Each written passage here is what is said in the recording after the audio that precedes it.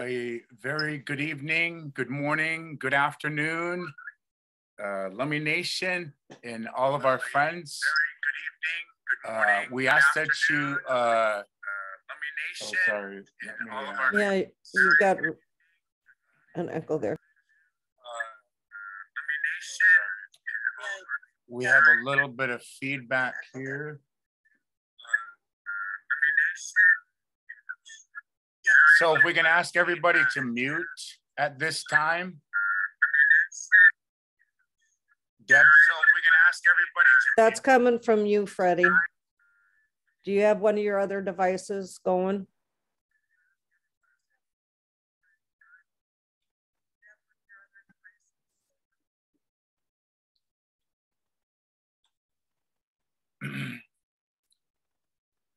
So again, thanking each and every one of you. We're Facebook Live at Freddie Lane Live. Deb, if you can share that to a few of our friends' pages. And we'd like to ask Auntie Shirley, Shirley Bob, if you could please open us up in a good way, Auntie, just to start our community off, our meeting, gathering, our virtual fire here in a good way. ACM.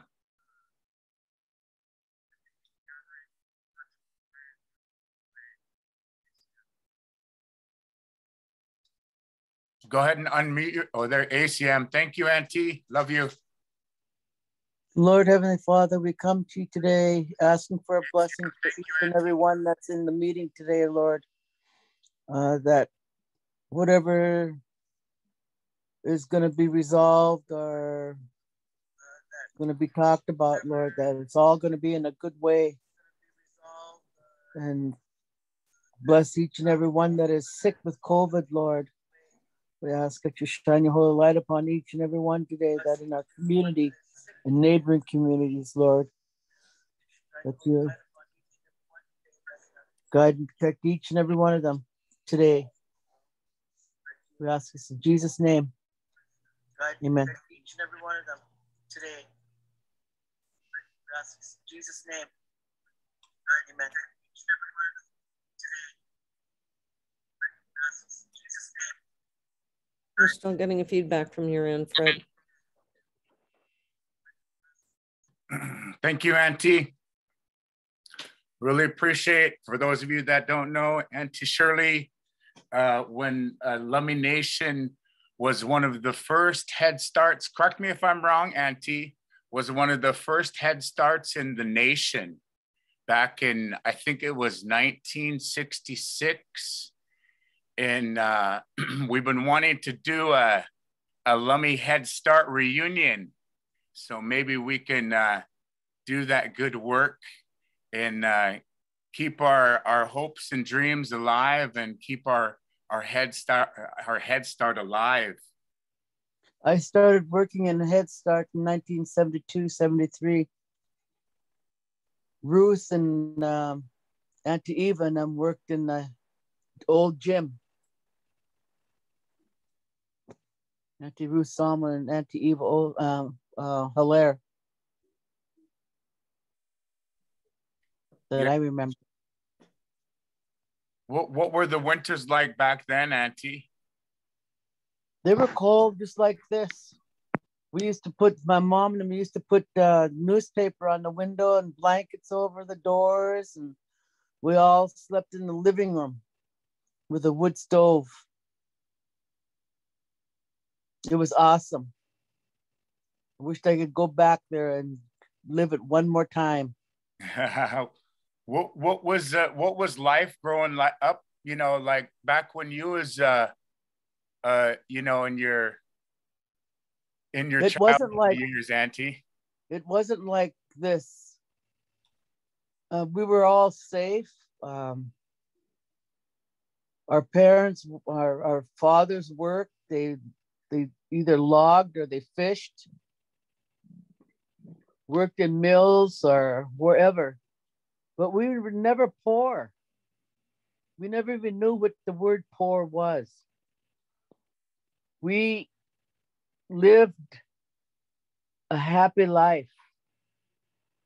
Our parents took a real good care of each one of us. Christmas time, it was, we went to church, midnight mass, and would come home and there'd be presents underneath the table. We didn't know what it was. We never knew anything about electronics or anything. When we'd get home, there'd be big boxes from the Salvation Army, and we just had to dig through there and find what we wanted.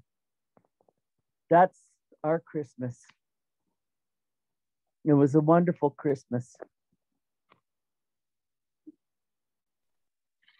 Yeah, it seems like we can, you know, really use, I think our community really can use encouragement, you know, with, wow, it's been cold these past few days. I believe it or not, my propane furnace went off on Christmas evening. So oh my. The Saturday night, it was cold. Holy smokes. I was almost beside myself there, snuggled into the bedroom there. And, but yeah, we were just, Herman Lawrence and I were just talking, and he was talking about when the river froze. Do you remember what stories do you remember about the river freezing and Bellingham Bay freezing? Oh, that was cripe when my sister Linda and I and Ginny, it's silver thaw. We were staying down there where Samuel's house is at. We ended up going in town to my grandma's at the Ritz Hotel, staying with her because it was so cold. We had to go to the Ritz Hotel and stay with her. But there was silver thaw and it was freezing cold. And yes, it was, the ice in the Bellingham Bay was really thick. Wow. Yeah. And then what about the river? What about the river? The river was the same. Ice.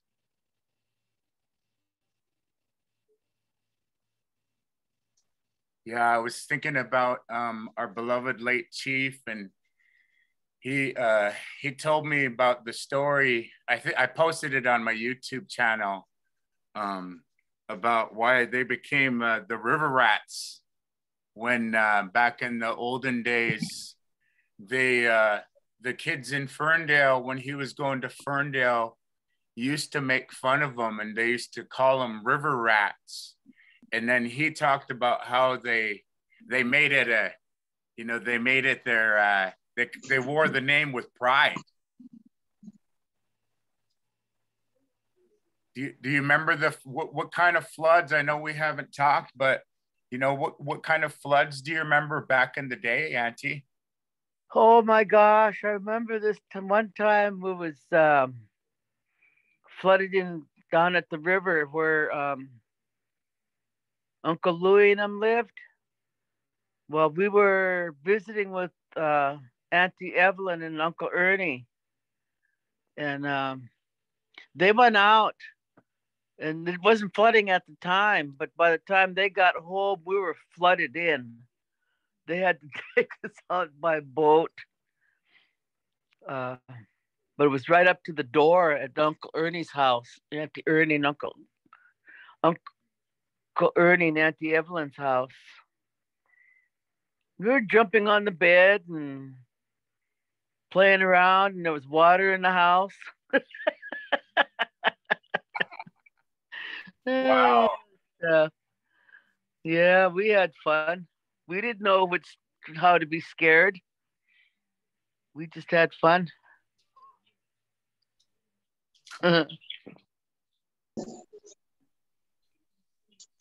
it was really bad. Real bad flood there that year. Can't remember what year it was though.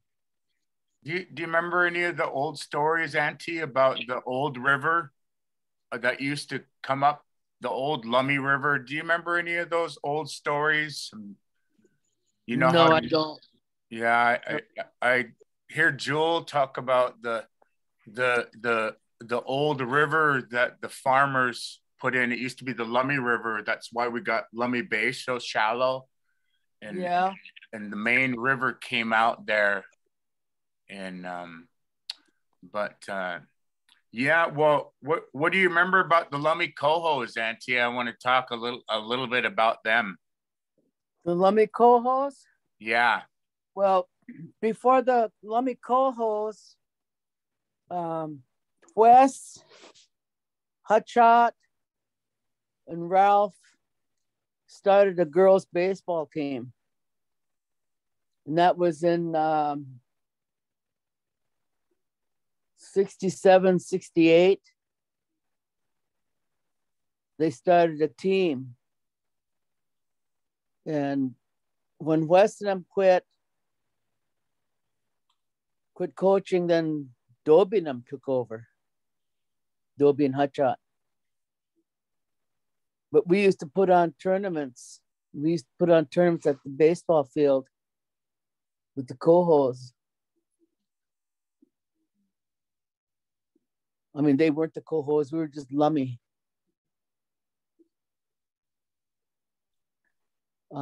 I can't remember who was all on a team. I just remember I played for a little while, then I quit. Oh, Sam. Sandy, Auntie Sandy and Auntie Connie, you want to, just talking about I know I've been talking about it for some years, but we're doing a Lummi Cohos reunion next year, the weekend of 5/22/22 to kind of kick off just to gather in a good way. COVID is going to dictate how we gather, but Auntie Sandy, do you want to, our elder co-host, Siam? Well, I guess the earliest I remember, because I was in the military until 1968 and didn't come back till 70, I think it was. And they were pretty much playing then. And so I joined in with them because I played in the military. I started a team in the military. So I kept on playing and came back to play with them. And we traveled quite a bit. It was a lot of fun. I mean, it was really a lot of fun traveling to all the different reservations where all the women players were at, all Indian players. And I think it was it's just kind of, you wish your kids could have been able to do the same thing we did, to be able to go out and meet everybody and baseball and travel. And we went all the way over to Edmonton for a national tournament over that way. And your sisters were all there and my sisters, and it was great times, tournaments. We raised money to be able to do all that. We'd put on big tournaments at the Lummi Fields there and be able to raise all our money. So that's pretty much what I remember. We were good though. Of course you were. You were the Lummi Cohos. Auntie Connie, you want to? I know you got a co-host story.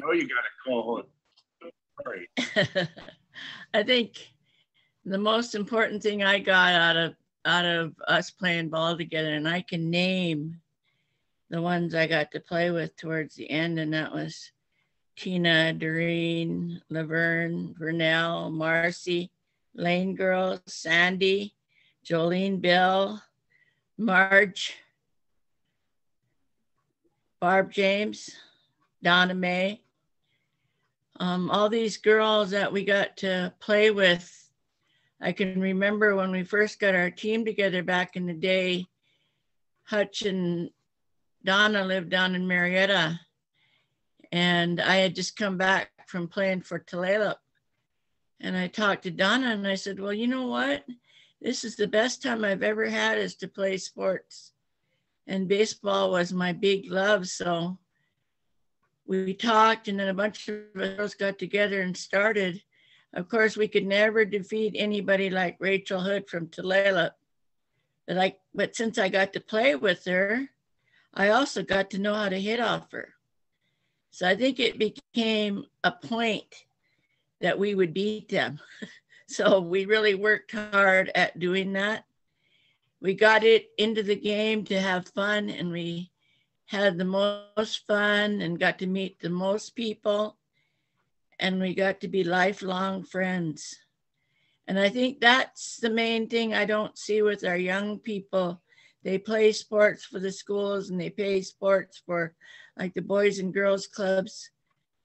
And I don't see lifelong friends being created out of those teams, because we lived, and I know everybody talks about poverty like it was harmful, but in a way it was the best thing, and it was the most character building. We had to work for everything we got. We had to go out and sell things to get what we needed for our travels. I think that was the best gift that our parents allowed us to do, was to play on that team and for them to sponsor us. So that's the words I have to share about that, because I look at those girls and I see where they're at now. Some of them are gone, but most of them are still in charge of their own families and bringing their kids to play in sports. And I just think it's great. And it's something that I think a generation missed out on when we lost our first baseball field. So I kind of get angry when I hear people say, oh, what good is the baseball field? Because that's what it builds, is character, love, and belief in one another. And it builds trust and community. I guess I'll have to advocate for that more now. But thank you, Fred, for letting me speak my piece tonight, because it's been long on my mind when they decided to build the baseball field, that they don't recognize that that builds community. And it's not just football, it's baseball too. So I love you each and one, and I'm just gonna be getting off now. And I'm glad that we are gonna be putting on a Coho reunion. Fred, just let me know. We're all up there. I'm not kidding you. We're all elders now. I mean, talk about a league of our own. Hey. We're all elders. I don't know, including you, George. I love you, each and every one of you. Honey, do you remember the story of why the co-host called me George? Can you explain that to me? Remember Mia? I'm not going to go there. I love you. I love you. Bye. So the story goes, me and Heather Layton, we were Heather Snook Layton and Heather Kinley. We was Bat Boy and Bat Girl, and it was so funny. Mia couldn't remember my name, and she just yelled out George, and so I became George thereafter. And Auntie Shirley, do you want to add anything about the co-hosts? Oh, somebody has their hand raised.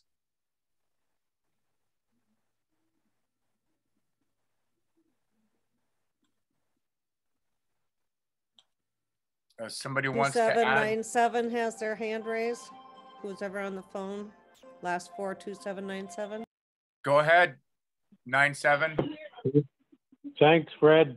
Really appreciate your words, Connie, because, you know, you kind of hit it right on the head there, not only in our community, but also intertribally. You know, the late Billy Frank used to talk about it. We start losing our connectivity when we quit playing ball against each other. You know, he was referring to hardball. in his day that all the tribes traveled around out on the coast, down to Hoopa, you know, a lot of trips down there over to Yakima, Toppenish. And we've lost all that connectivity, that connection that brought us together. And I even remember, you know, my late Uncle Henry talking about seeing pictures of them in all of their suits and getting ready to head down to the dance. And we don't have that intertribal connection anymore, and it's separated so many of our families, not only here at Lummi, but intertribally. And so I really appreciate that you brought that out there, that it seemed to be the beginning of a real change in our community, you know, once we lost that ball field connectivity, because we had a lot of fun. Even though we were playing for that last out against each other, we still enjoyed each other's company as much as it was a competition. And so, you know, we've lost all of that in our community, and hopefully we can find it again and bring it back somehow with this new generation that's coming up now. So again, I just want to thank you, Connie, for bringing that out. Hey, Sam. Thank you, Eldon. Eldon, you know, that's huge. And I think of my brothers' basketball, baseball, all that, Mother's Day baseball games at the old gymnasium. You know, it wasn't just the girls' teams, it was the boys' teams too. So thank you so much for that reminder. I love you guys. Have a good evening. Love you too, Connie. Thank you. Auntie Sandy, you remember you were talking about, you know, when Teacher Shirley was talking about the first team, the first Lummi team, you talked about actually doing fundraisers. And I guess I can admit, you know, I come from the outhouse generation, so to speak. Hint, hint. Not saying how old we were, but we know what an outhouse is. And I think if you're from that outhouse generation, you used them and you remember. But we remember, you know, like Auntie Shirley mentioned, with fundraisers. Wow, we used to do bake sales to help fundraise for the church back in the day, and just the community used to come together. What kind of fundraiser? I know you guys did car washes, but what other kind of fundraisers did you guys do? We did we'd have tournaments, and then we'd have salmon dinners and that, and we'd sell those. I mean, we could make a lot of money on that to the non-natives when they come to Lummi. But and then we'd have, you know, dinners, some of the things that they do now yet. But, you know, things weren't as expensive back then either. You know, gas wasn't the price it is, but, you know, our income was less too, probably, but we did what we could to try, you know, a lot of us all went over there together. You know, we didn't just go one or two in a car. We'd all commute together and stay together in hotels and everything like that. But, you know, sure, Eldon, it was your mom that actually got a lot of us to play ball back when we were real young in Marietta. She must have enjoyed playing in her time, and she came here. She got us all together out there, taught us how to play when we were all, like, I would think in maybe middle school. But there was a lot of kids in Marietta at that time, so she was able to put a team together, and we just played ball out there. We didn't get to really travel too much or anything, but she taught a lot of our girls that are in the cohos and probably Shirley's teams. You know, I don't remember. I mean, I wasn't around during part of that time, but it was just a good time. TV and Donna Mae and I can't remember all the ones that were on that first team with Ralph and Wesley and Hutchot. But we all fundraised and we went and got t-shirts for the girls to play, and it was orange and white striped t-shirts we got from Golden Rule, I think. But yeah, it was fun. They used to go in the cornfield and get a whole bunch of corn and sell it at the tournaments. Oh, you mean like raiding it, or oh well? Yeah. Was Plus, it? they would drop them off and they'd all go with their bags and come back and fill the back of the truck up, and we'd sell our corn for $1. It was so much fun. We used to use the kitchen in the old gym to cook it.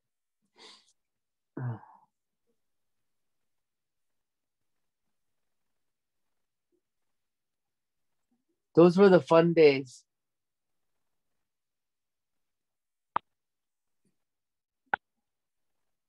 Go ahead, Eldon.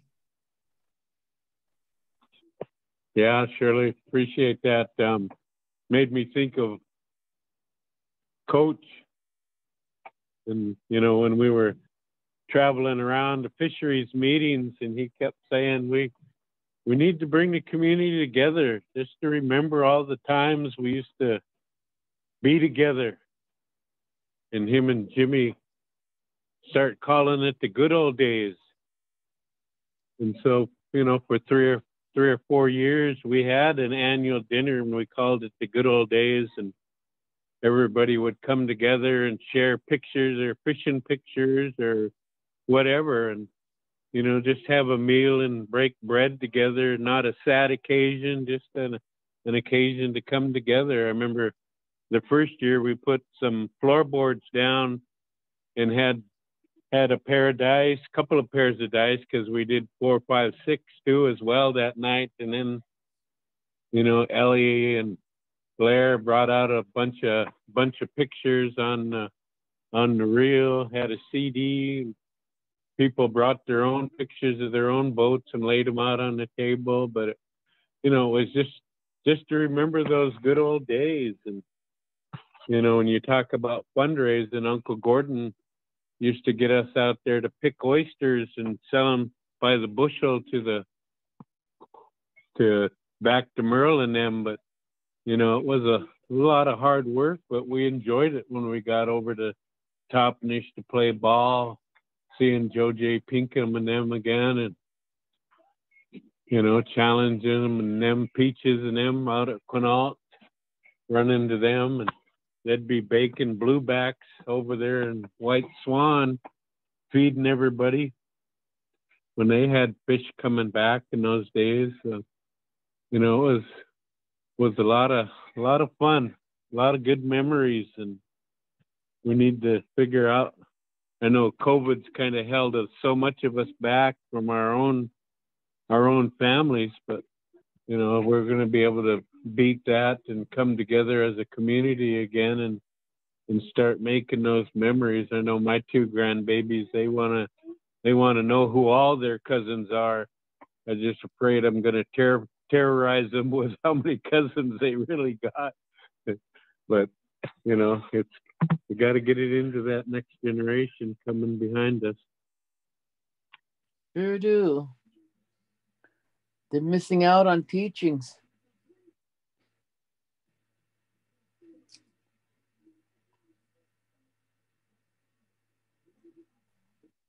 Yeah, and that's it. It's thank you, Eldon, and thank you,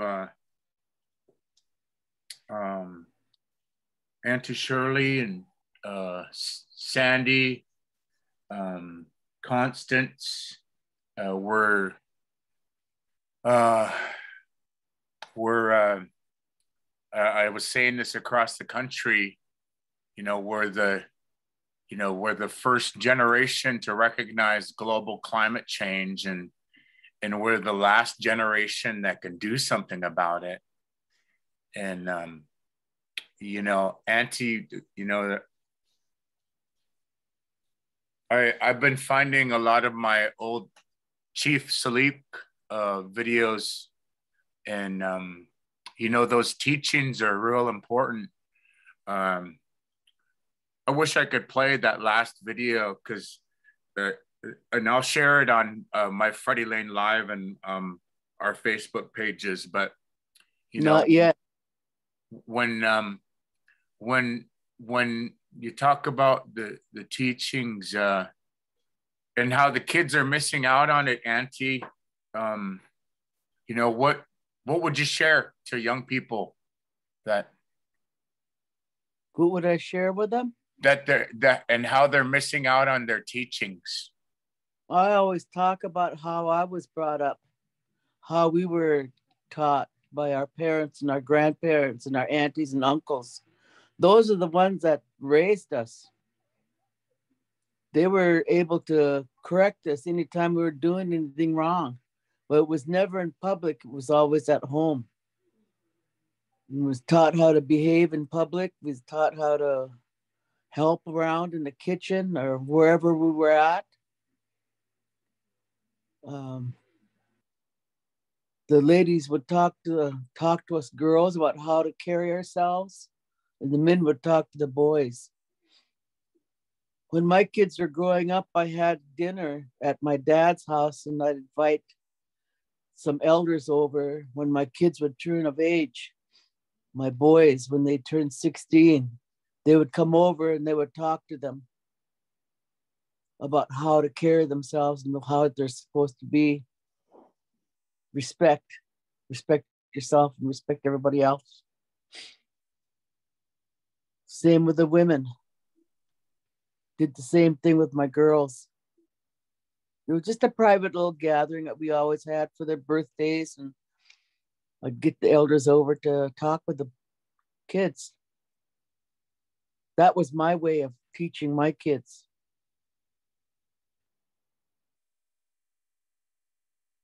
And just learning to love yourself and respect yourself.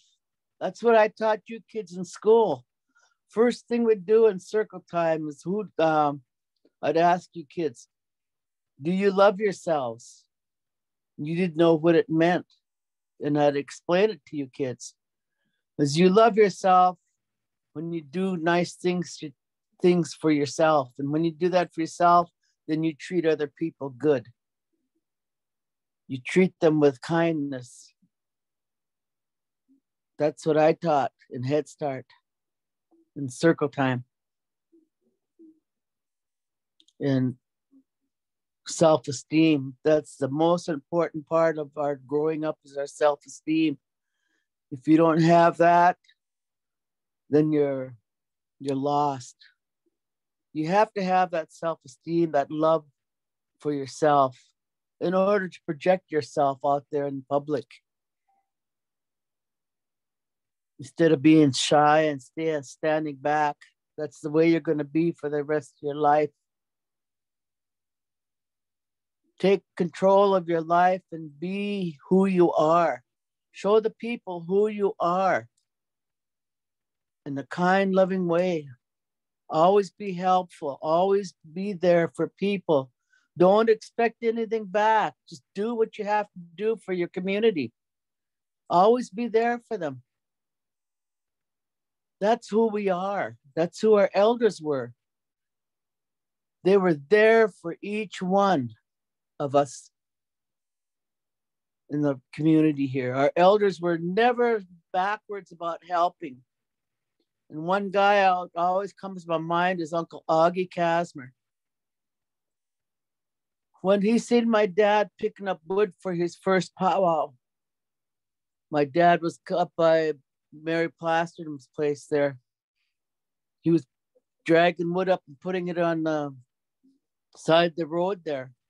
And Uncle Augie came by and says, "What are you doing, Sonny?" His old uncle, I was told to have the first powwow of my first year. This was in 49, 50. And he says, okay, Sonny. He took off, he left, he came back with a truck and some guys, and they helped him. Didn't have to be asked. They just come and helped. And that was the old smokehouse on Smokehouse Road. There's where he had that, his first powwow.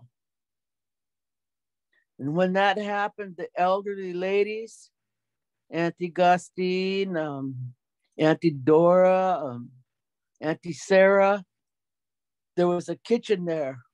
I was small. I remember sitting in bleacher on there and watching the ladies.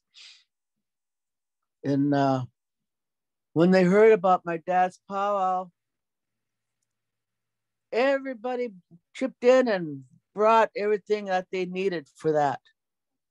They had food for days. They had ducks, they had clams, they had everything. The ladies had pies. They were in the kitchen cooking, and people from all over came. And they set the tables. Tables here for everyone to eat from. That's what I remember. And that's the way we should be. Shouldn't have to be like this all the time. Do it from your heart. Love and compassion. Love each other. Like God said, love each other like I loved you. You know, he died on a cross for us. He died for our sins. Excuse me, I get carried away and I start talking because I always bring God into this, but that's who I am. I love my God. He's the one that got me through a lot. See ya.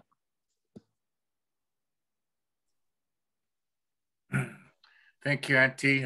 It's always just, I'm really glad we started this just with our stories. We need to do this more. You know, we can't, you know, I know our annual general council meeting's coming up here. Supposed to be the first Saturday of each year. And, you know, and then all this COVID, and I think there's even 61 new cases out here, which is kind of staggering. But I'm really glad you're sharing sharing this with the world, with the young ones. I was just thinking about how I'd wish you know, some young people would, you know, I mean, come to me, ask me how you do these live feeds. I was talking with some young Lummi language teachers about, you know, do you want me to show you how to, you know, do a simple tutorial on the Lummi language? I think it's real heartwarming to hear your words and your stories. And you know, you're an elder, you don't have to apologize, you know, for taking the time, because this is what we have. This is our new virtual fire. This is our new way of, you know, sharing our stories and maybe what the community's thinking. I think it's real important. One thing I'd like to have you do is these here kits that they handed out, these home kits that they handed out for COVID. Do a demonstration on it, so because some of our people don't know how to use it, right? Do a demonstration on it. Show them the steps of how to use those to get the correct reading on it. Yeah, the home COVID tests. So you want us to do a demonstration on a home COVID test. I'm gonna put that on my list right now. And we'll do that, because you can go down to the cove just so everybody knows, you can go down to the Cove and pick up a free COVID test. Yes, you know that. That's what we need to put out there. I have some here. I got a couple of them from Commods. But yeah. Yeah, Cheryl walked me through it last night when I had to take mine because I had to take a COVID test. I went and done mine today too. So yeah. That's a really good point. I mentioned too earlier. You know, for our community, you know, make sure if you or somebody you know, if you're not feeling well, please, you know, stay home, stay quarantined. You know, call the Lummi Public Health hotline. You can also find all their updates at Lummi. I believe it's Tribal Health Center on the Facebook page.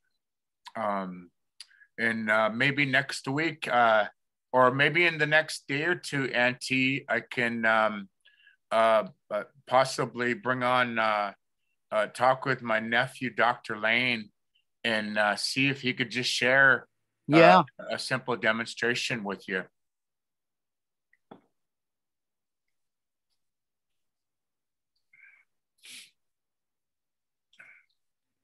So that's just my wish. Go ahead, Auntie. I'm sorry.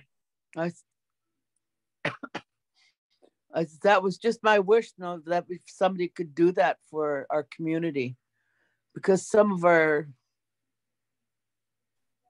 people don't know how to use it. I didn't know how to use it, and I called Cheryl. Cheryl walked me through it last night, and she says, it's 101, Auntie. And I said, okay, so we can go teach now. Cheryl Kinley. Yeah. We can go teach how to use it. I told her. We was having fun. Well, that's, you know, and this is, I think, you know, we just gotta, I always tell my friends, you know, if I see they're struggling online and how tough life can get, you know, with just reaching out, calling one another, you know, sharing that laugh, sharing that, you know, New Year's telephone call. I call some of my friends from around the totem pole journey. You know, it's just so good to reach out and talk with one another. Well, I really miss my sister, Donna May, late Donna May. Every Christmas, Thanksgiving, or New Year's, she would always call me, or she'd bring me a card. Every year, she never forgot my birthday. She would always bring me something. I don't have that no more. I miss my sister very much. She went too soon because of the COVID. Yeah. And encourage the families, and when they're out in public, to wear their masks no matter where they're at. It's really important to carry that sanitizer with them wherever they go. Even if they touch the steering wheel or handle money, sanitize your hands. You know, anything when you're out there grocery shopping. Then come home and wash your hands with soap and water. Yeah, it's simple Lummi public health protocols that we all can, if we all just, we really can't let our guard down. I was hearing some of my healthcare professional friends, you know, we really can't let our guard down. This is, even though we're fully vaccinated, you know, there was supposed to be a vaccination clinic today, but I guess we can just encourage a lot of tomorrow. Is it tomorrow? Yeah, at the Silver Reef. So vaccination clinic tomorrow is it for children? I think it's for everybody. Yeah, and children 5 and up can get their vaccination. So on Saturday, or I'm sorry, Thursday. Oh, you said Wednesday. Okay, Wednesday, December 29th. Yeah. At the Silver Reef. And come on up. They moved it from the Weckliam House because the cold weather station they have there. But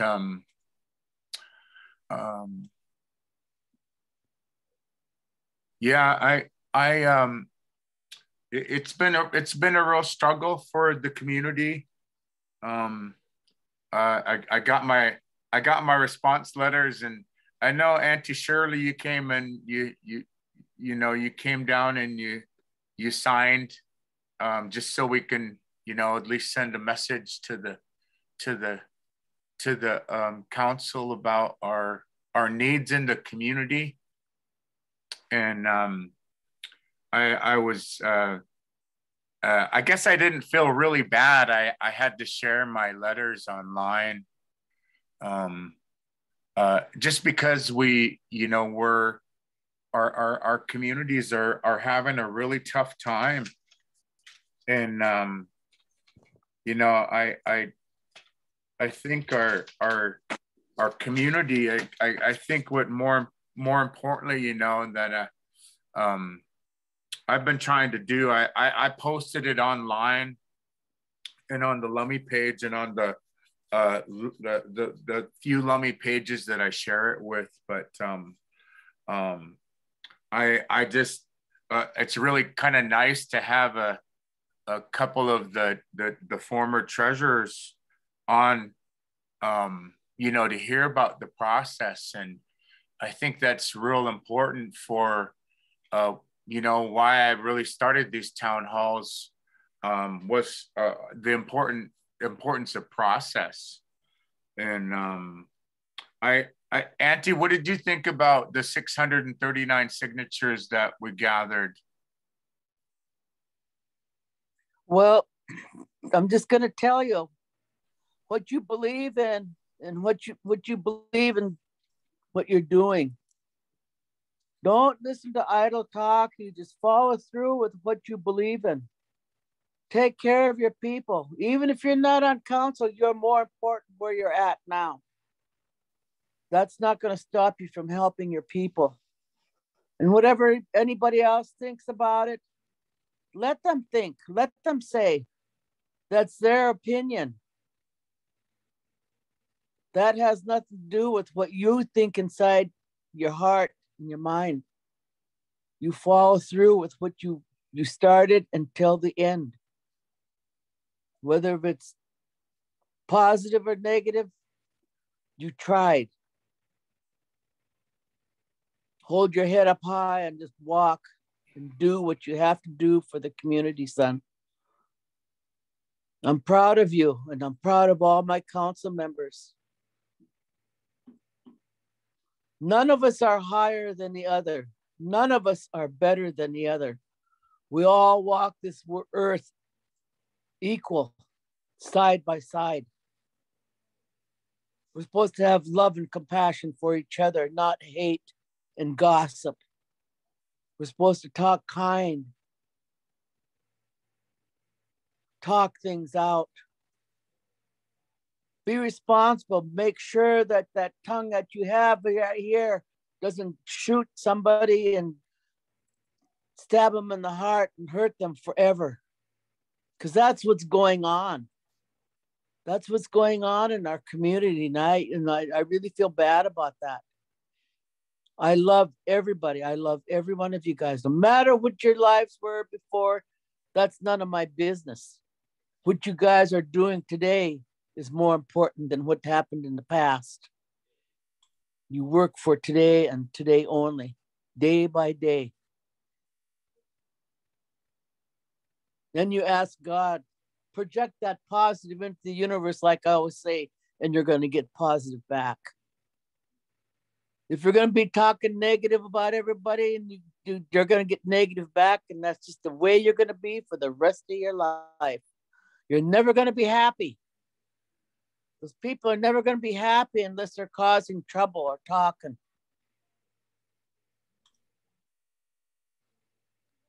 That's just the way I feel. Hurts me to see that. But I love everybody. I love you guys with all my heart. And I'm proud of each and every one of you. Yeah. Thank you, Auntie. Thank you. Yeah, we all can use a word of encouragement. I always remember my dad, he'd always say that. So I had, I had written a letter back today, and anybody can look it up on the Lummi page. I didn't want to put it out to the public community, but I really believe that we have to go through what we're going through. I just really appreciate our elders' guidance, and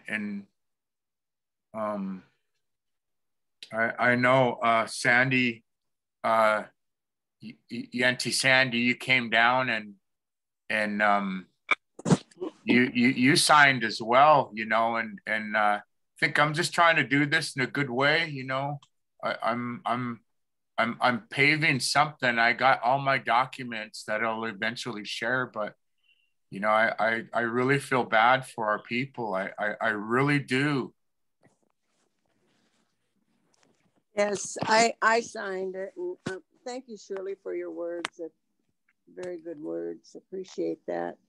I signed it because, I, as a former treasurer back in the 90s, it was like people asked for something, we provided it to them as council members. We were very transparent on everything we did. And I feel like that, we're not, it's more about talk to us about it versus going and trying to figure out how you can't do something. That was my feeling, is how the kind of response we got as 600 people that signed a referendum, is like, talk to us, you send out a letter and that's done deal, but back when, and I believe Eldon's on the same path as I was on this, is probably Willie, and a lot of us way back in the days, that we spoke to the people about it. We talked to them about it. Many tribes, they talked to all these tribal councils, a lot of them, they talked to their community about, this money that came in and what the needs were and things like that, and I feel like we're not even a part of the process anymore. And that's my personal feeling. And it's not because they're bad people or anything. It's just the process is not working. It's just not working for our community. And we've always been more open with our community on things. And I understand even the gag orders on our budget committee members. That's not right. We're a community. We need to be able to be a part of this. That's what we're asking for, is to let us be a part of what is going on. Thank you. Yeah, that I had and I'll post everything I received, but after receiving that letter on December 15th, the first policy that came up, Sandy, was that they gave to me was the budget ordinance, Title 28, and some tribal members have been looking it over, with a little bit of diligence. I was really happy to see them looking over the code, because this is our law, right? When you as treasurer, this is what you followed, Title 28, and it's not the perfect, but even on page 4, of the budget ordinance, and I'll just read it a little bit, Sandy and Eldon, if you're still on, the community or the Title 28, Chapter 28.06.010, the community input to the needs identification process.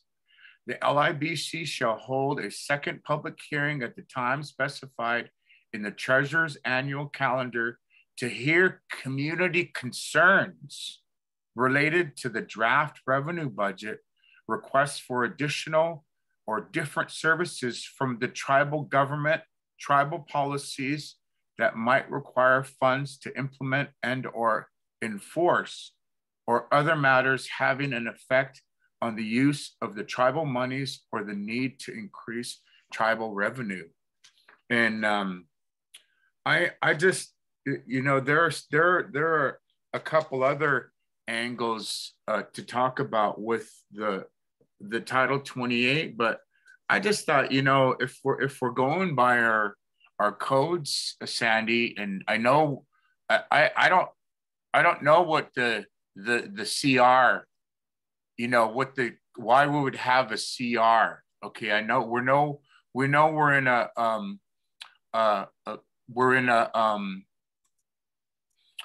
in a pandemic, but you know, Sandy, what, you know, can you just explain, and like I was a 5-year-old on what when the tribe goes into a CR. I don't think I've seen this more than a handful of times.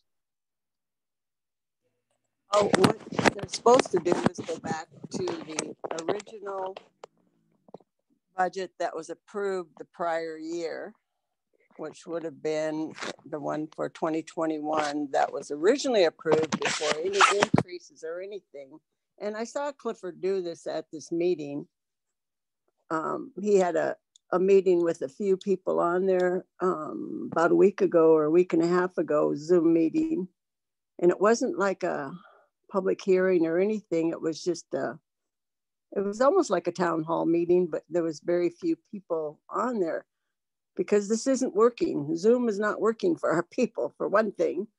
And he talked about, okay, they took 25% because it's a CR, continuing resolution for 3 months.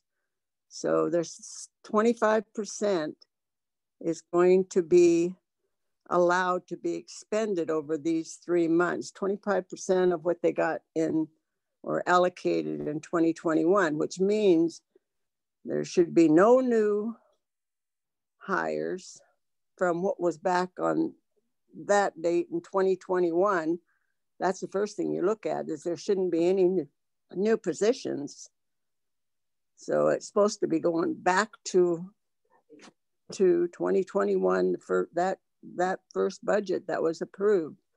So I don't know if, then that starts actually January. So they're, you know, they can't overspend on that. But, you know, I mean, referring back to the budget, to the Title 28, you know, it's like that was brought forth because we had a big loss in an investment, you know, and it's used when people want to use it and it's used when they don't, you know, but we as a community wanted some oversight over what was going on with the money that we had invested and the money that was being expended that was supposed to be, and it was all about what you would say, self-governance, you know, because now the money was coming to us.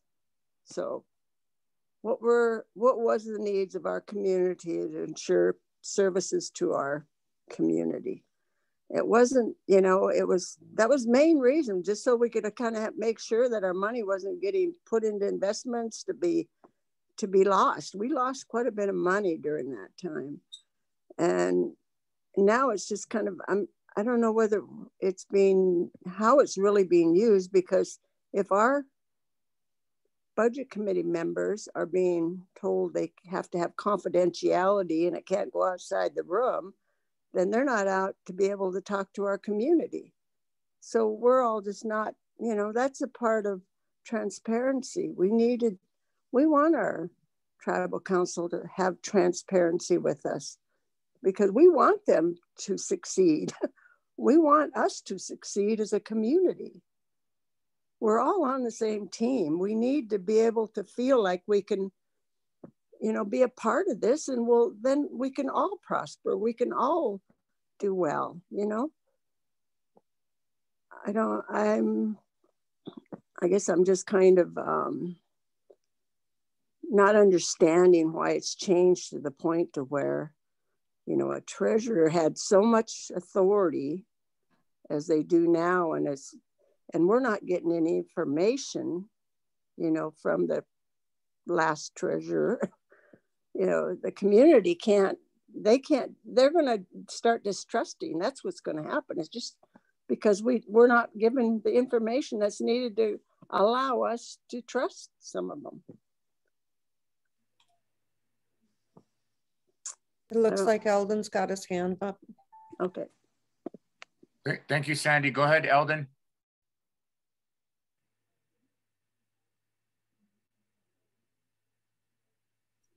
Or 9-7.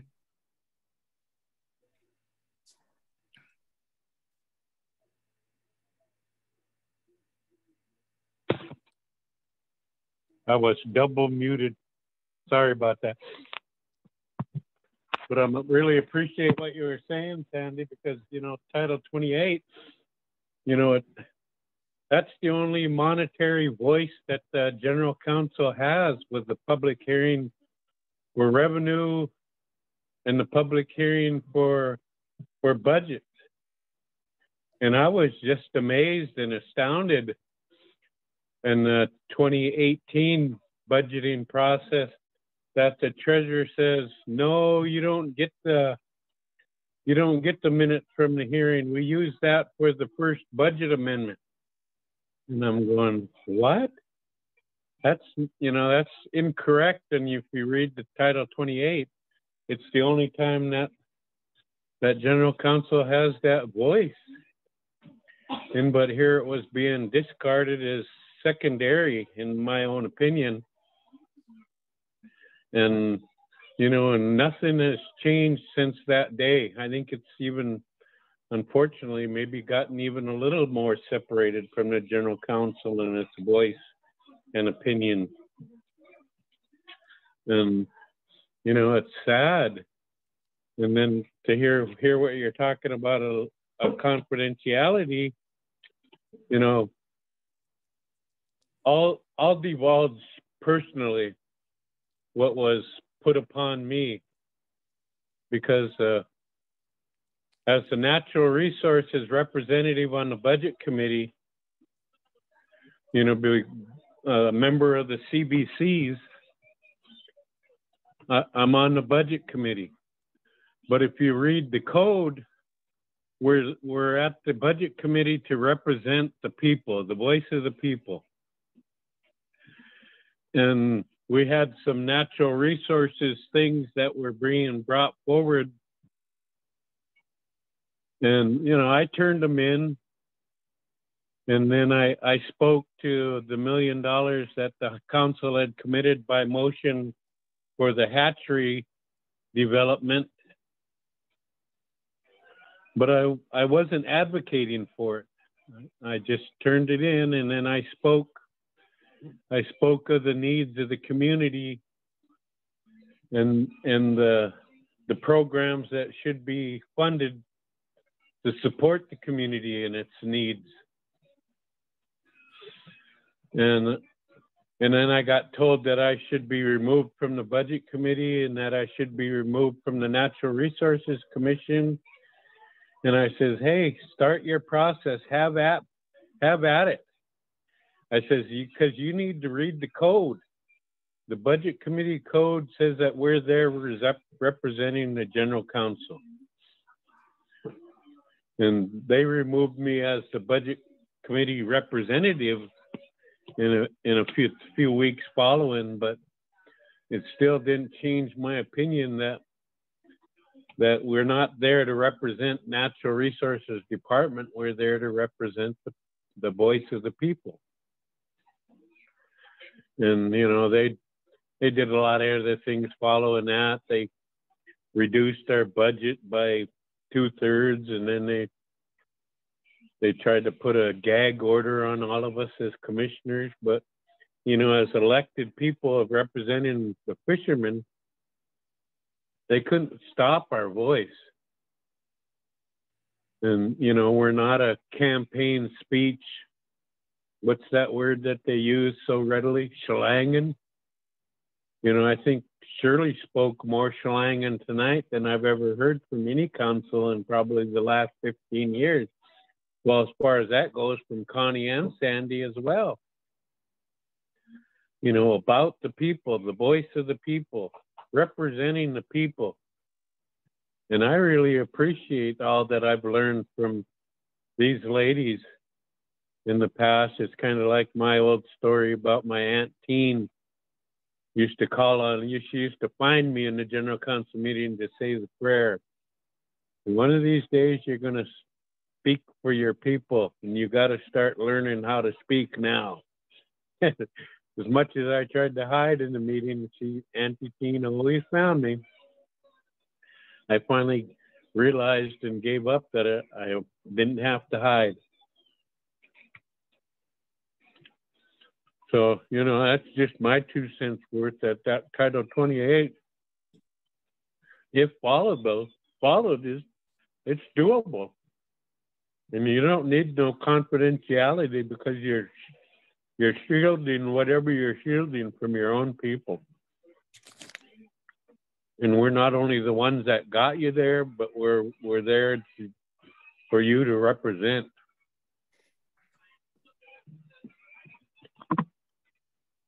Thanks. Yeah, thank you, Eldon.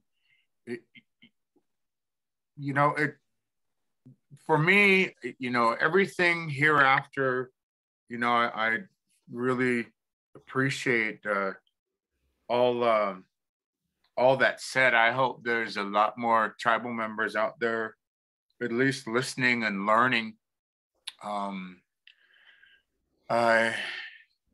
I guess, you know, really looking back at, you know, recognizing the struggles of our people is real. It's real. This is a real. This is a real life skill teaching. For me, I don't know how to say that to young people. You know, I mean, I'm 53 years old. I mean, I've been going to general council meetings since I was 18 years old, and nothing changes. Nothing changes. I feel so bad, but nothing changes, and you know, I've been criticized. Like, what did I do when I was on council? You know, and Eldon and Sandy, you know this, when you're one of 11, there's only so much you can do. And it's not like, we're not like the House of Representatives where they can get voted in and out every 2 years. But, you know, I was just floored. I was kind of floored on the 15th when I got my letter back, and you know, talking about I posted these all online, but I was particularly offended, and I'll say it, at the end of my letter that is addressed to the general council. I was really offended that, number one, that the lawyers would have to write this. You'd think that we get the courtesy of, you know, but in this last paragraph, it said, again, LIBC apologizes for actions that have been taken, which have given the general council untruthful expectancy following And then it says, following the Title 28 budget appropriation processes, LIBC has already dispersed over 11 million in ARPA funds for 2021 and will not be doing any more disbursements this year. Well, if you've read the ARPA and what the ARPA funds can go for, it's to help our people in need. It's to help our people, not government programs, not the function of the government. I mean, I don't know why I'm the one that publicly should bring it up. Why? Where are we at with the casino? Have you been to the casino? Is it really hemorrhaging money? Are we meeting any of our waterfall? We haven't even had a stakeholders meeting this year. I can't even remember. But you know, this is my passion. I just want everyone to publicly know it. I have to ask questions for your kids, for your families, for our very poor here at Lummi. And it's no joke out here when it's 21 degrees. It's no joke when your propane goes out. It's no joke. And I'm floored by the, you know, to have to refer to Title 28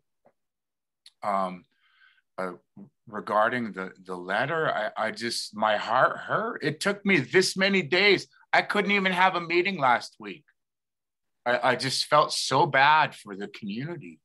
I feel so bad when they're cut out of their own Lummi codes of law in the process. So I put my letter online and you could read it because I asked for all the appropriate references to the titles. And I mean, you know, I just feel bad for the people. The people don't have no voice. Thank you for saying that, Sandy. Thank you. Where's our voice at? I'm hurt. I'm hurt. Our general council meeting's coming up. You know, we just passed all those codes of law. This last general council meeting, I don't even think the general council knows what they did. And so my letter I sent to the court. My letter I sent to the court. The judge didn't even sign it. Didn't even have the courtesy. Our own Chief Justice. I was really glad to hear that some members of the law, you know, Law and Justice. I sent it to Law and Justice. But you know, that was 639 signatures. That was a first for me. Number one, doing it in 5 days, you know. But I guess the community, you know, we can't let ourselves down. You know, we can't hold up. I hate to start writing letters, you know, to elsewhere. I don't know, Sandy. Auntie Sandy. I'm stunned by the process. How we're just not even in the process anymore. There's a question in the chat for Eldon. And then there's also the several comments, especially from Lavone James on the Facebook page. I've included them in the chat as well.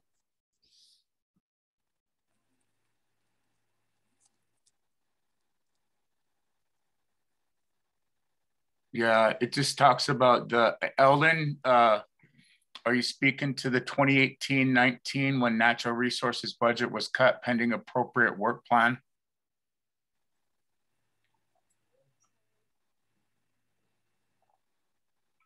Well, in the last paragraph of the narrative for that appropriations meeting with council, they said that they wanted to meet with us. And, you know, me and another couple other commissioners were right there, and we asked them, well, couldn't we do it right now? You know, as chair of the commission at the time, what are your questions? We could answer them right now. We were volunteering to meet then, and they said, no, we'll meet some other time. And, you know, the treasurer finally met with us, I believe, in September, apologized for not meeting with us, that Lummi had hosted the journey, and that took up a lot of the time of the treasurer and staff, and she recognized that our budget was getting spent, and the commission treasurer actually stopped expenditures in September. The LIBC treasurer stopped closed our budget in October, and so we were being as responsible as we could from the commission side of things and trying to get that meeting. But you know, when we had it, we were handed what they called an audit by a tribal member, young lady that didn't have any financial experience and didn't have any knowledge of natural resources management.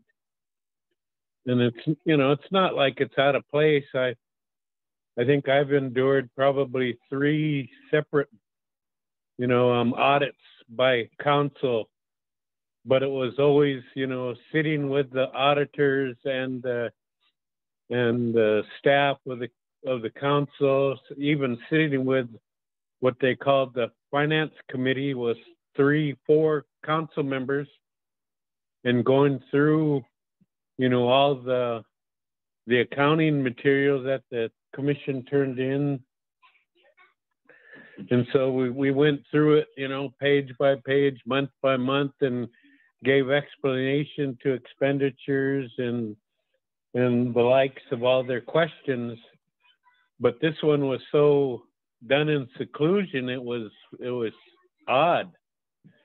And then to find out that the young lady that was doing it didn't have a financial background and an understanding of natural resources management. So you would have thought that she could at least bring her draft product to the commission to get some understanding of the questions that she had in there.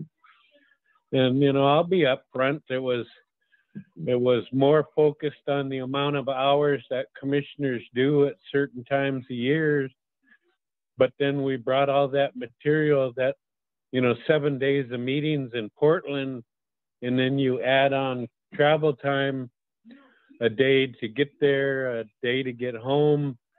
So you're talking, you know, 6 to 8 days of representing the community.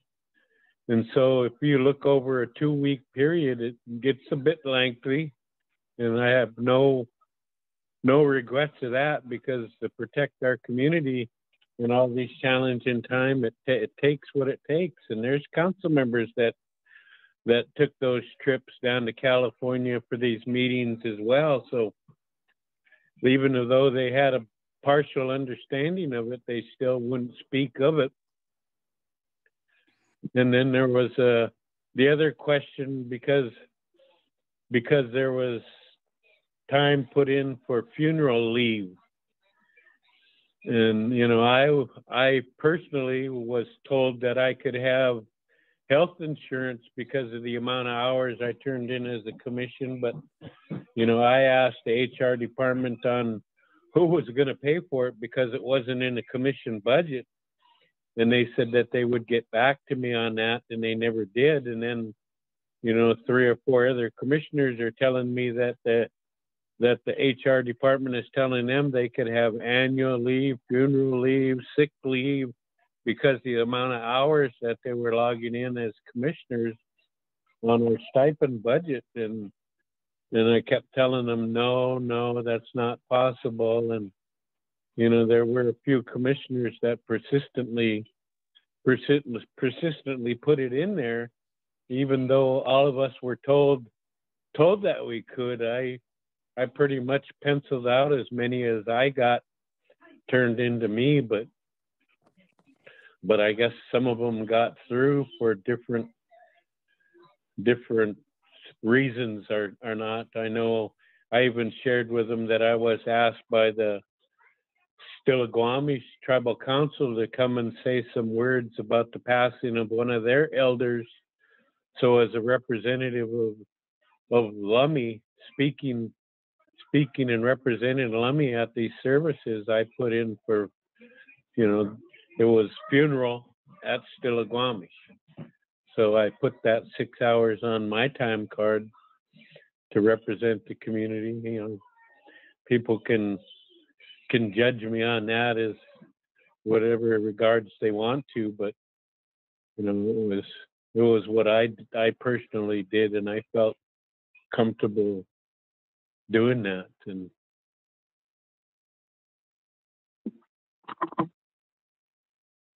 so it was the 2019 budget process that I was speaking about earlier.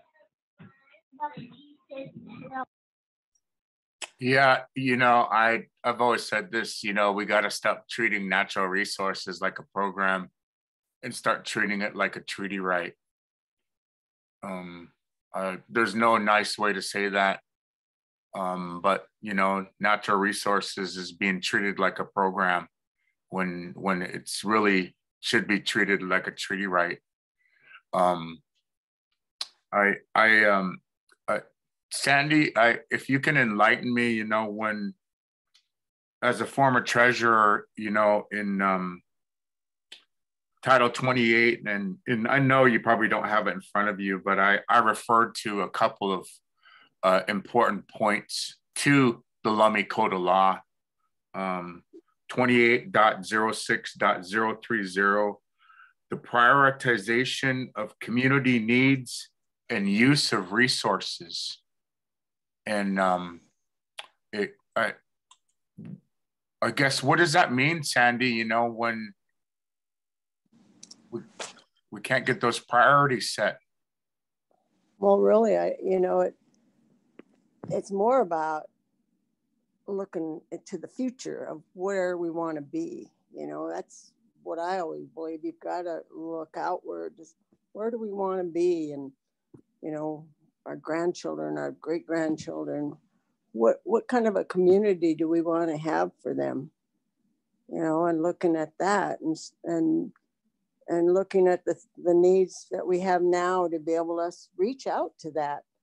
You know, we've got to start doing, you know, Willie did it for many years there, the visioning, you know, that visioning process. And now it's like, we're just doing what we're doing and just adding more to it, but not really having really any sense to it, I guess. I don't know, you know, I mentioned this way back when I first got back from Arizona and we had the casino. You know, the casino money shouldn't just be injected into the tribe. That should be for new things. You know, that's what it should be. You know, I mean, they talk about per capita. You know, we're talking about per capita out there that, you know, all these other tribes in Washington have, but we don't have it because we just take that and we spend it within the tribe. And so we built ourselves a government that gives little to the community, because I remember we became self-governant because we were getting 10 cents on the dollar. Now we're going back and creating that big government that's going to give us as community members 10 cents on the dollar. I mean, we've kind of put ourselves right into that situation. And, you know, that money from the casino should have stayed outside, should have been gone out there for building our, you know, like our truck stop, you know, the mini mart, things that things that are out there, and if that's what we want to do for the future for our community, so we can diversify, you know, not just be dependent on it, but we get loans instead, you know. I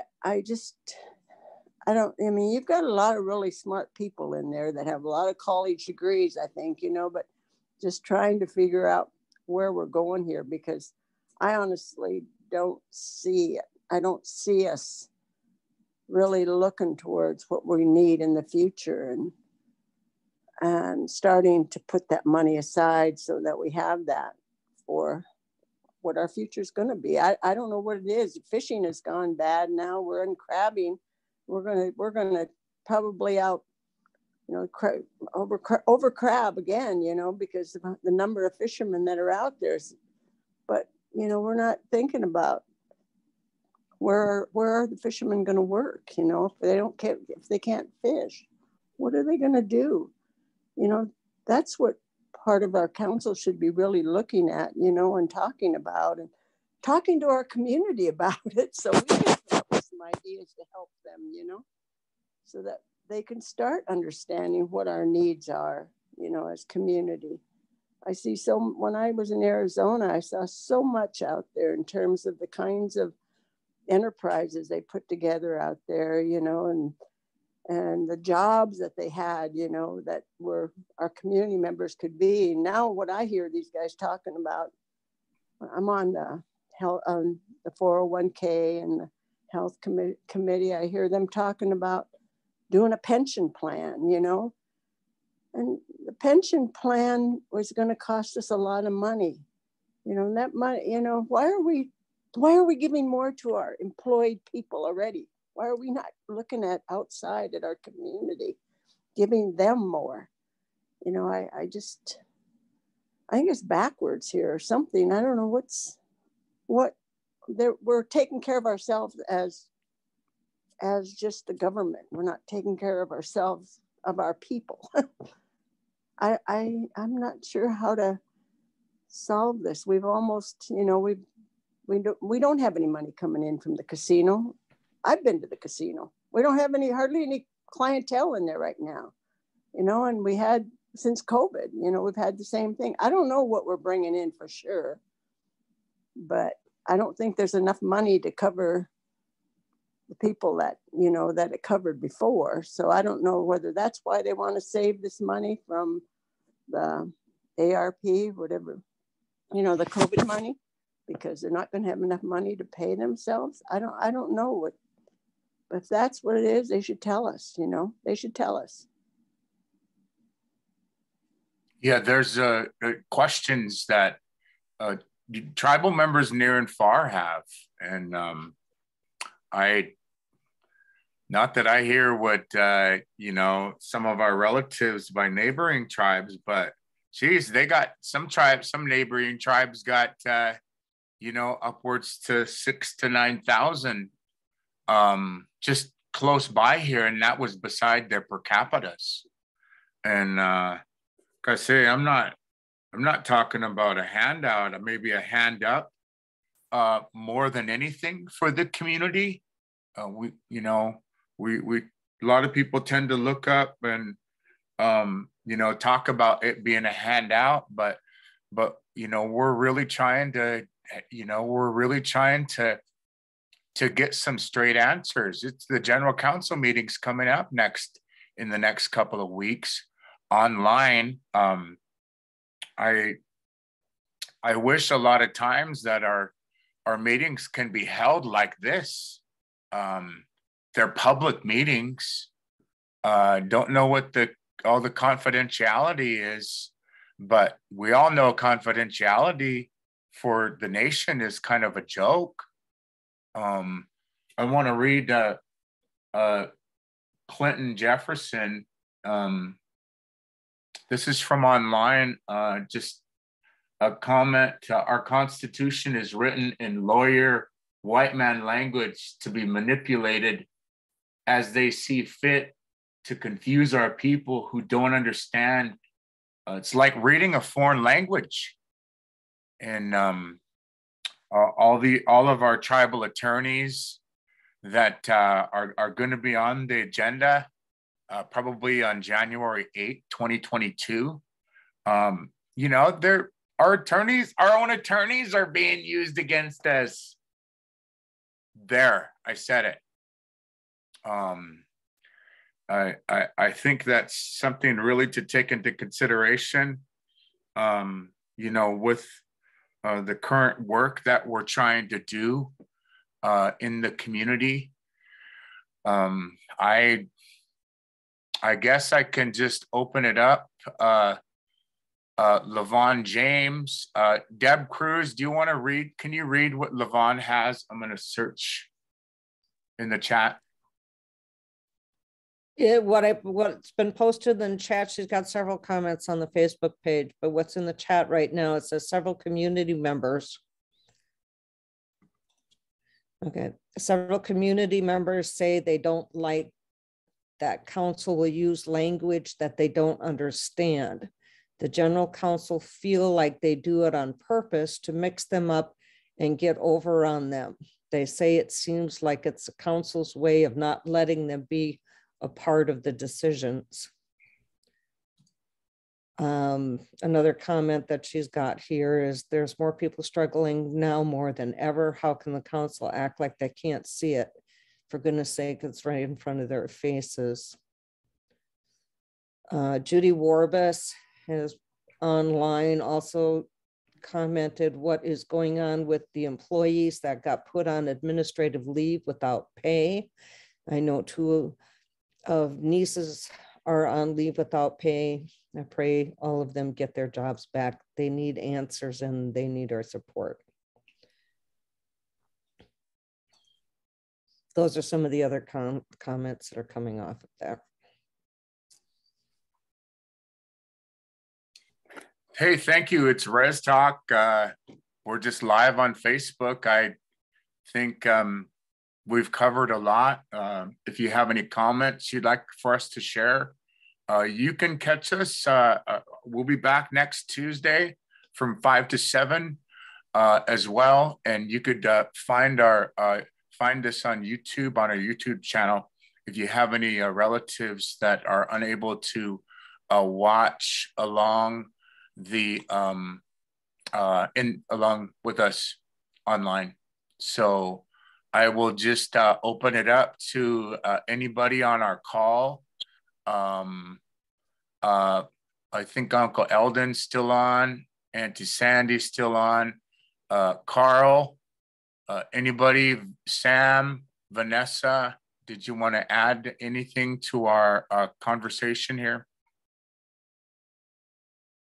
You'll have to unmute.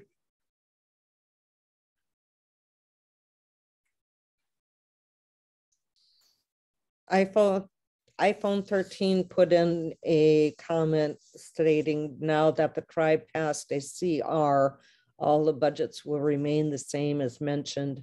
No increases, no new hires. All right, thank you, Deb. Hey, this is Rez Talk. You can follow, I'll be uploading all of the entire packet of my Title 28 and the procedures for referendum, as well as a few more resolutions. If you'd like to read along and follow along with just the continued work that we'll be doing. I think with, you know, in moving forward, I sent my letter to Secretary Lewis today, and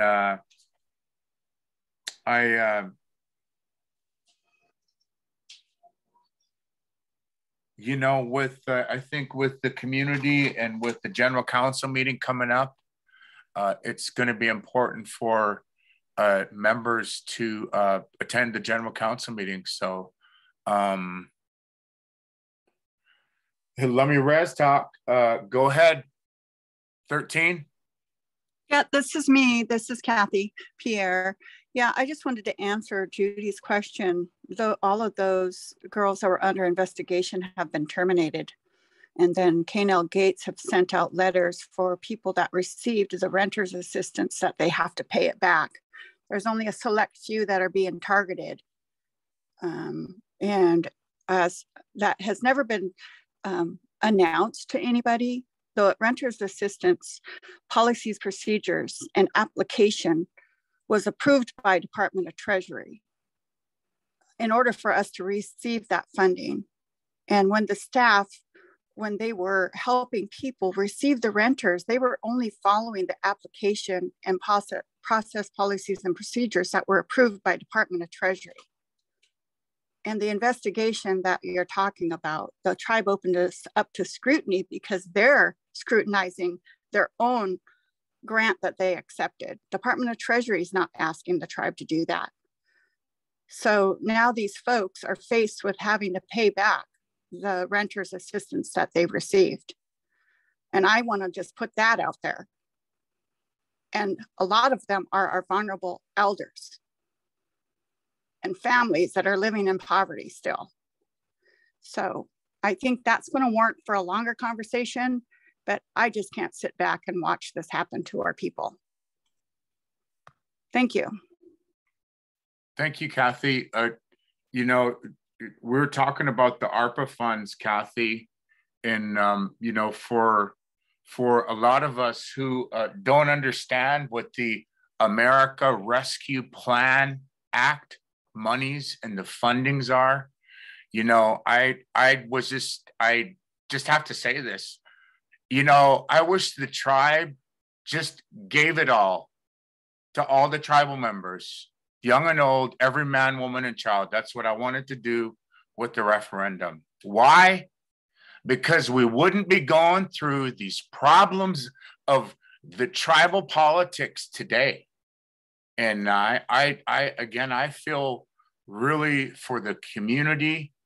I feel for all those women, all my cousins. We're all related. We're all related. Let me say it again. We're all related. I feel so bad for those young mothers, for those elders that are struggling. I feel so bad because this is America's Rescue Plan Act money. And look what the nation put at risk now.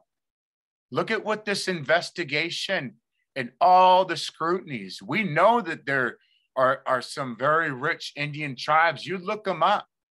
There are some very wealthy Indian tribes. They got $250,000 each tribal member.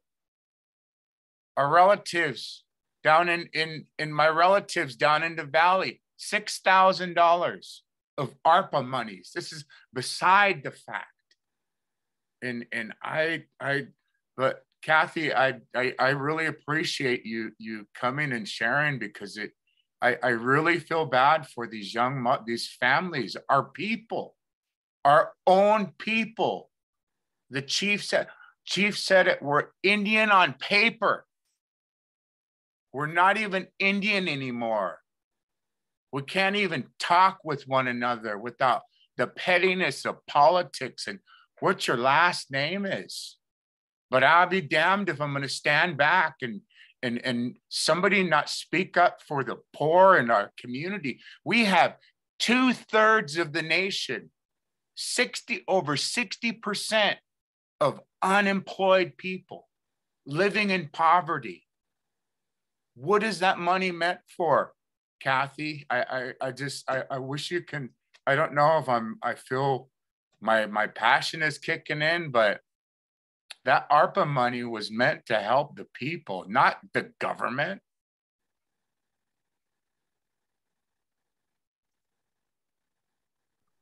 I think Eldon put his hand up. He's got another comment to make. Eldon, thank you.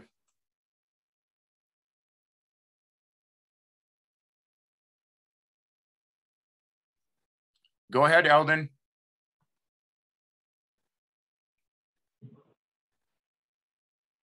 But just want to thank Kathy for that summary there. It kind of, I'm still trying to feather out if it gives me a little bit more understanding or raises more questions of the whole situation that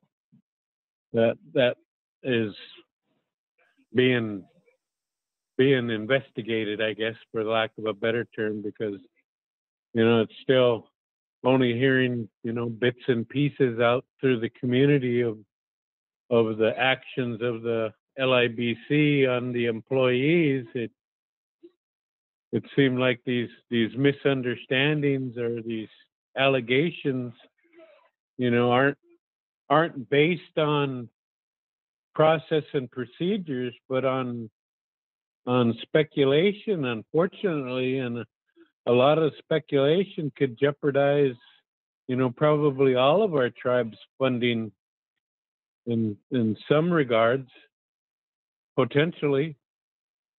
And, you know, I feel for all of these people that have been put under this scrutiny without any kind of discussion. You know, I spoke of an audit that the Natural Resources Commission went through without even, you know, any discussion or the help to interpret what they were seeing in regards to the accounting material. And, you know, you're virtually talking about the same thing. And, you know, it just baffles me at how they could move forward like this, especially with tribal members, and not including them into that discussion, because they need to have that understanding as well. Yeah, some of these council members have degrees and everything, but I don't know any of them that is a CPA or any of that, much like, you know, Sandy had that background when she was treasurer, and it was greatly appreciated because she had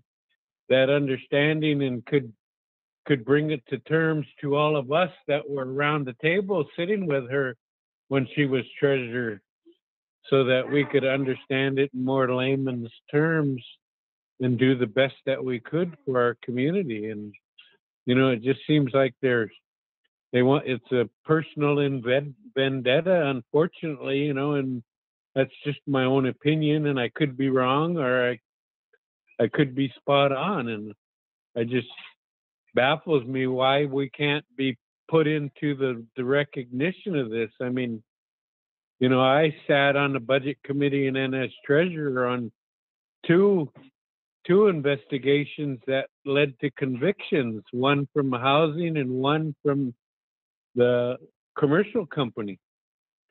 And we didn't shield any of that from the community. We let them know that there was a process going on in investigations, a forensic, you know, audit was happening, and that we would get to the bottom if there were findings or not findings.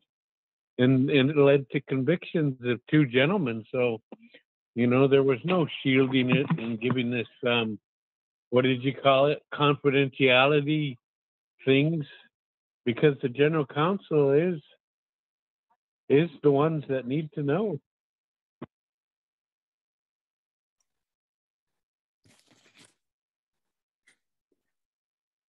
Yeah, thank you, Eldon.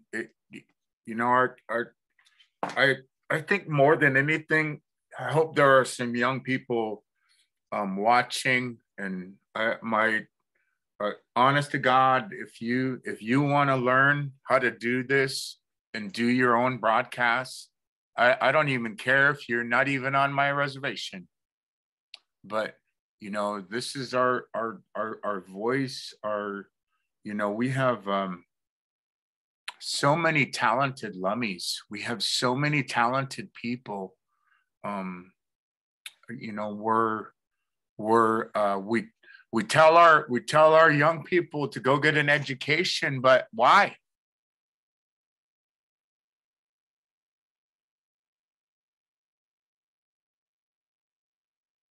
Why go get an education and come back home? It's disheartening. I implore the community, come down Lummi Shore, drive down Lummi Shore. Look at all our poor people living in trailers, broken down houses. When 2020 came and I was on council, and you know, I guess thank God I didn't get back on. But I was trying to encourage the council to do a Lummi 2020 census. Find out what the needs of your community are. Find out if you know, I'm so surveyed out, but we don't know how many people don't have water and sewer here. We know that there are more non-natives than there are more white men living on our reservation than there are Indians. That is a fact. And I guess, you know, for you young people, look it up. You know, I have my favorite white people, you know, but there's, Jesus Christ, there's 15,000 on our reservation now. 15,000 to about 1,500 tribal members. I don't know if you find that staggering, but, you know, we're going to be fighting for water in the future. We're going to be fighting these pipelines coming in up here. No thanks to, you know, council in 2020-059. You can go to archives and find that. You could find that, and look what we're up against. You know, I literally cussed the council out when we was having that argument on 2020-059. And the reason I was arguing was because we got pennies on the treaty. Pennies on the treaty. For 55 years, you don't have a say in that up there. 55 years. And so these are my truths. This is what happened. I was there. I voted no against it. Along with Travis and Alvin. I'll never forget that vote on council for as long as I live. I'll never stop fighting, and neither should our community. You know, we need to keep coming together, and if this is what we have to do, you know, I know how powerful those corporations are. You don't think they're coming back for Cherry Point again? I wouldn't doubt. I'm going to say it, I wouldn't doubt that some of our own are already in bed with them.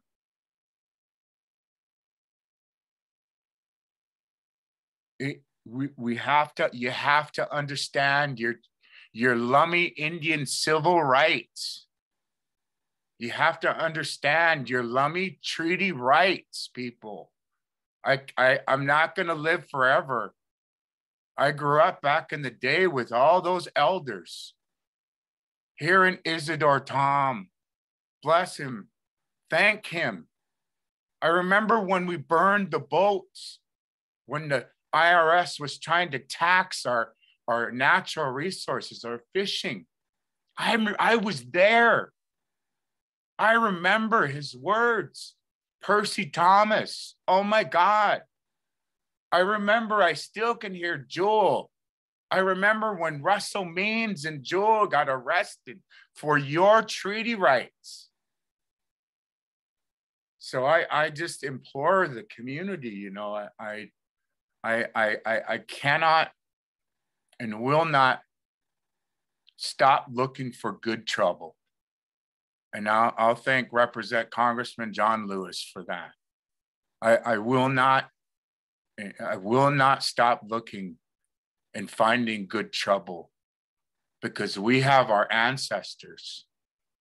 I have my dad and my mom's blood, my grandparents' blood running. Remember where you come from, what the chief said. Remember where you come from. Don't just be Indian on paper or on a card. Stop. Stop. And stand up. Share your voice. Go to that general council meeting. We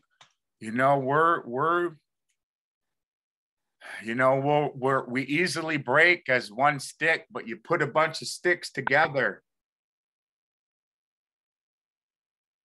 Go ahead, Sam. Eldon. Do they have a date set for the general council yet? Method?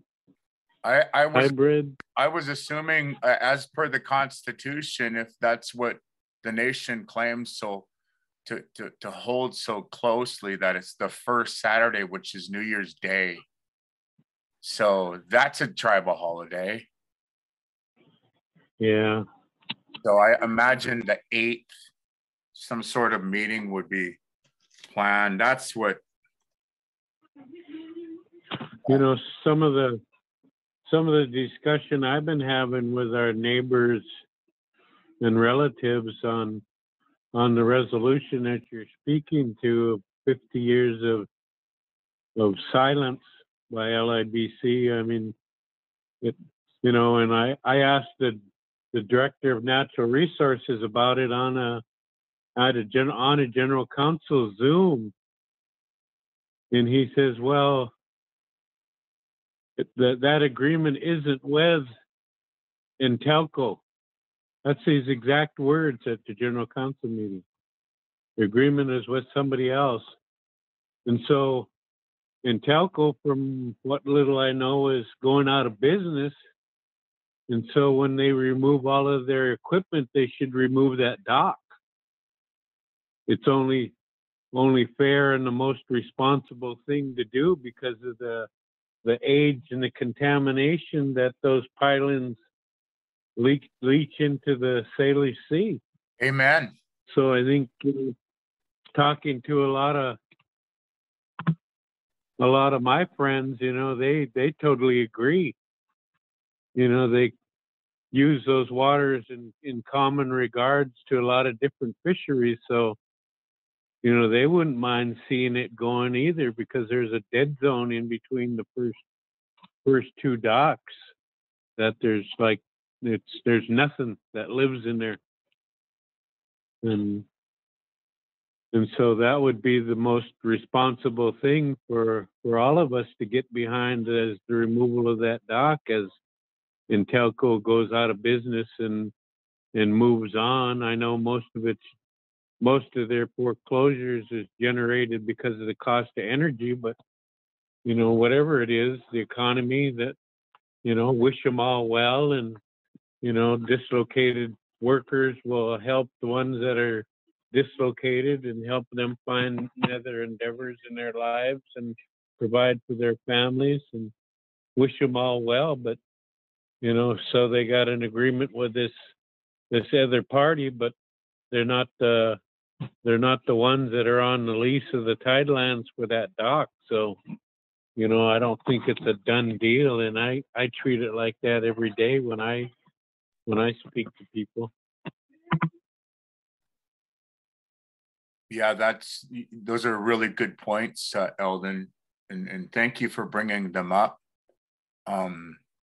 But I'm just going to put a word into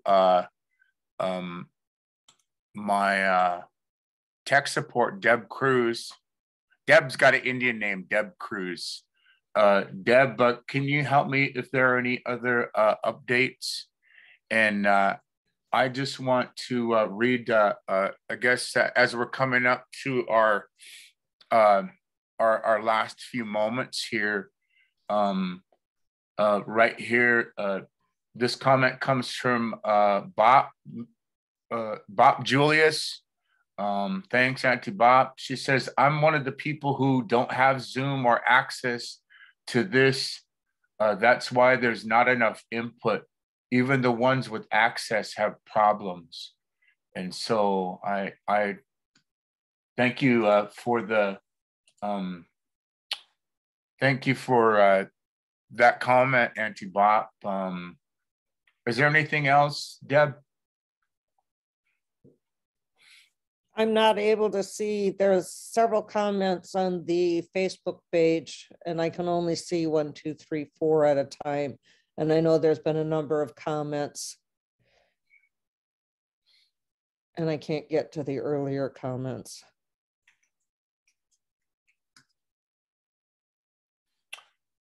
Well, we really appreciate each and every one of you. Again, we'll be back here in a week. We're always trying to keep it under 2 hours so people's attention span doesn't get lost. You know, take a look at the letters that I posted, and you can look forward to me posting those, posting everything in its entirety. I'm going to post it privately just to our Lummi pages. And then you could take a look at it. You can read it. It is public information. So if you'd like a hard copy, a PDF copy, I could send it to you over Messenger. I'm going to... Hey, Fred. Go ahead, Eldon. One of the things I wanted to share was, you know, when General Counsel was moving forward against LIBC, which turned into Williams versus Green, on that we can only recommend to LIBC, you know, we requested that they fund legal representation for the General Counsel in those, because they had access to their ORA office and all their lawyers. So we requested a budget for one. And, you know, I know this isn't about a recommendation, but I think it's about the interpretation of Title 28 and the neglect and abuse that's occurring around Title 28. So it would definitely be a different law, different case. So just something I wanted to share with everybody that we got legal funds from council to bring our general counsel concerns forward. Thanks. Yeah, I guess just some final notes. And I'd also like to just hear from Auntie Sandy, my favorite coho that's online, right, Auntie?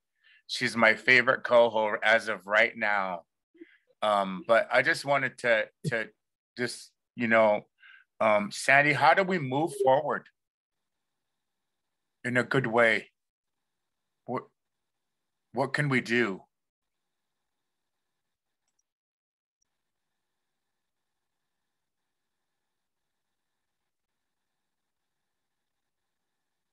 And we lost Auntie Sandy. Eldon?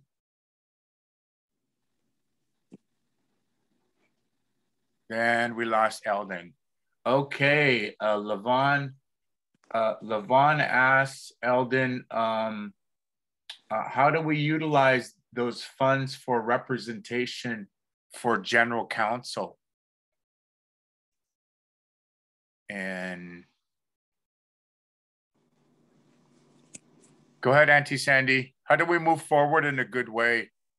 Well, I was thinking, because we're having, I don't know if our general counsel is going to be a in person or if we're going to have to go on Zoom again, you know, of a way to actually try to, maybe the council needs to go out and meet in small groups with some of the community to try to get more more ideas from the community of what the needs are and what have you.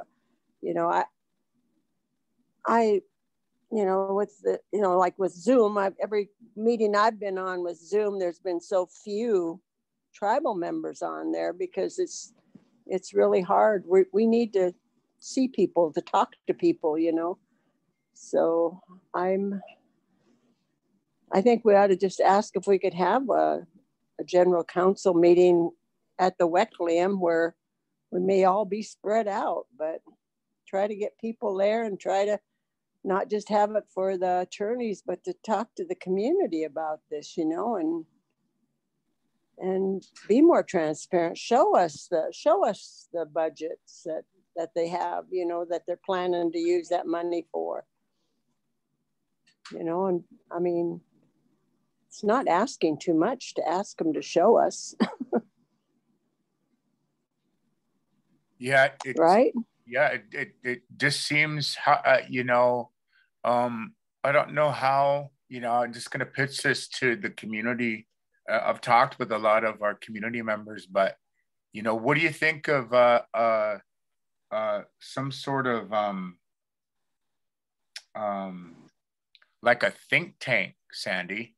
You know, you hear all these other big richer tribes, blah, blah, blah, blah, and they got these PR firms, and, you know, but we have a lot of highly intelligent Lummies.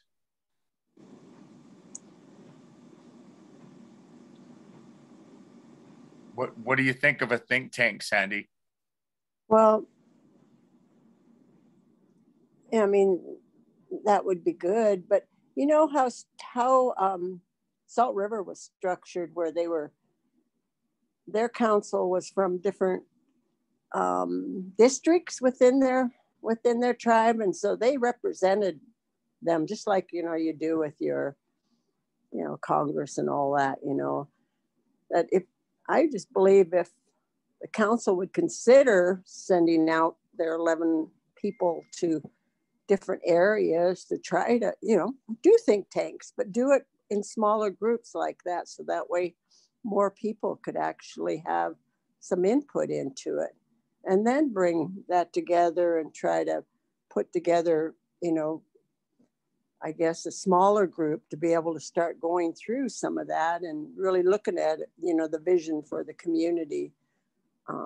I think all we can do right now, though, for the money, the ARP money, is to ask them where it's going to go, because they spent 11 million already, and it wasn't spent 3 months ago. Yeah, so, with you know, what do you think of the fact that the council still doesn't have completed a spending plan for the ARPA monies? I'm just kind of curious. I find that, like, we're being left out of the priorities for 2022. I don't know. The last time I checked, you know, we were all really good people. We're all trying to do something. We're all bringing real issues up. But what do you think about, you know, they don't even have a spending plan? they don't. What they showed is they have this money, and and it's not even obligated for anything. They just have it there, sitting there, showing us the money. But it's like, how are you going to get input from our community on that? Or we're not getting any answers on any of that. I think they're going to use it because the waterfall's not going to be there for them. That's the only option they have. Yeah, right. You'd think that they would at least let us know. Yeah, that's all. That's all. If you know, that's, you know, when we went in asking for that, it would mean it. There should have been some conversation about it, not just no. You know, there should be a conversation about it so that we can understand where that money is going. That's all. I still can't figure out how the casino can survive with, you know, it's two top people making over, you know, making over 6 digits. I don't understand that math. The last time I seen a casino go under was the Lummi Casino in the spring of 1996. I remember. I was treasurer. You know, and that was treasurer, and you know, and that was the hardest thing.